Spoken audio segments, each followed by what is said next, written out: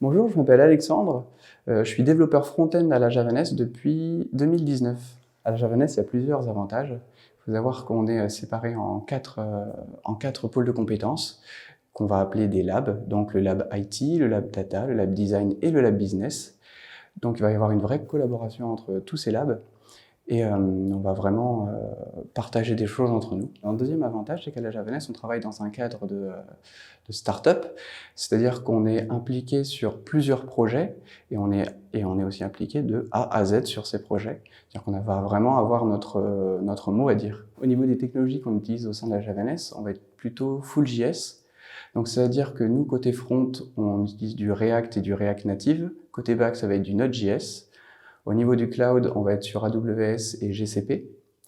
Et il y a juste du côté data qu'eux vont utiliser du Python. Au niveau des challenges techniques, je pense que quelque chose qui caractérise bien la Javanese, c'est l'innovation. Donc c'est dans ce cadre-là qu'on a créé par exemple les goûters.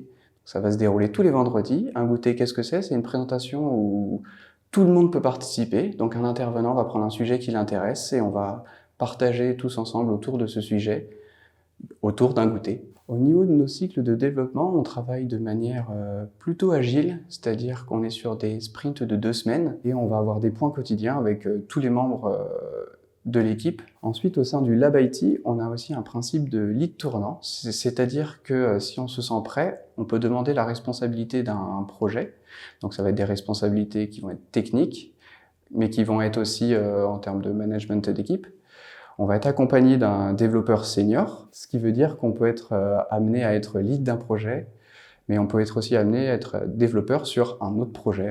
Pour convaincre un développeur de venir à la Javanese, j'insisterai sur 2 points. Donc dans un premier temps, on a vraiment l'innovation comme guide sur nos projets. Et en deuxième lieu, il faut savoir qu'on a vraiment la qualité de nos développements qui est au centre de nos priorités. Et donc, si tu aimes partager et découvrir de nouvelles choses, la Javanese est vraiment fait pour toi.